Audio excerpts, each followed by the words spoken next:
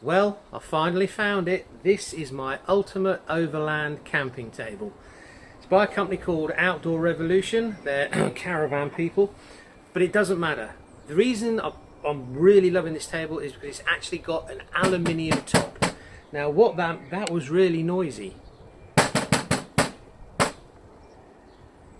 which is going to sound really great when I'm overlanding and going over bumps, because this is just going to do this all the time. Forget it, forget it, forget it, for fuck's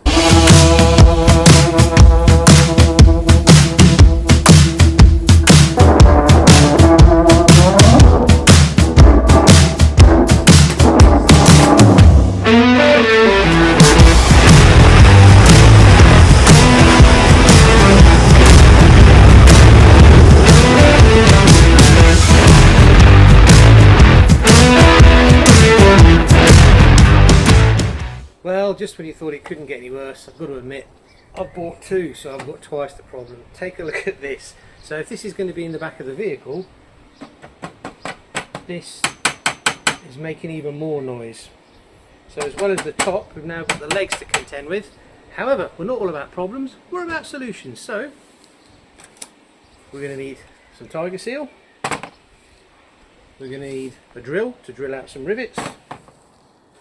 We're going to need a small nut and bolt to replace said rivets, and we're going to need some gaffer tape. Let's go. So what we're going to do, we're going to drill out one rivet here, which is going to allow us to pull this strip up and get some tiger seal underneath it. We're going to drill out these two rivets that hold on the handle. It's the handle at the end of the day I just didn't find myself using, and if I want to lay the table on this side when I've built an enclosure for it, the handle is just going to get in the way.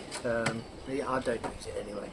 We're then going to run a bead of tiger seal all the way around the outside, paying attention to the corners as well as under here, and then put that back, pop the nut and bolt in there to hold it down, and then just kind of squeeze it all into the gaps.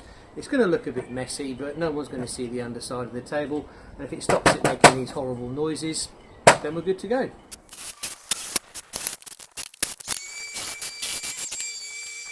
So I managed to not press record when I did all the filling and putting the screw back in. Never mind, so here we go. This is that's the little replacement screw and nut on the back, and then under here there's a strip of tiger seal, and all the way around the edges, and then I've just gone round with my finger and kind of smudged that over both surfaces and into the gap as much as I possibly can. As you can see, not the neatest job, but no one's going to see it because it's underneath. I'm going to give it a little bit of a tidy up with a cloth, and then we'll cut back and see how much of a difference it's made.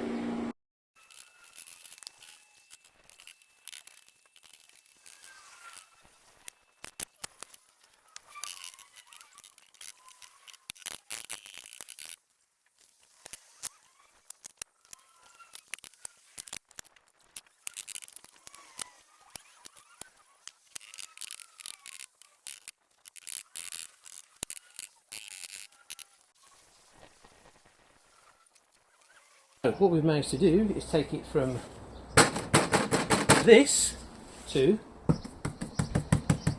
this. So in summary then, back to the original review, why I bought this. Like I said, the main thing is the fact that it's got a nice aluminium top which will take 30 kg, so I can put a tabletop barbecue on there without worrying, but also it's heat proof. I've had other tables before where you know, oh, it's an aluminium table, but the top's made of this kind of cheap fiberboard, slightest little bit of damp, and it just all goes to crap. It starts cracking and puffing up and looking horrible. So I expect the longevity on this to be very, very good. We've got steel legs, aluminium frame around the outside. Now that's all been tiger sealed together. There's no kind of horrible rattling going on. Plastic end caps, and again I've just tiger sealed under there, so they've got a better chance of staying put.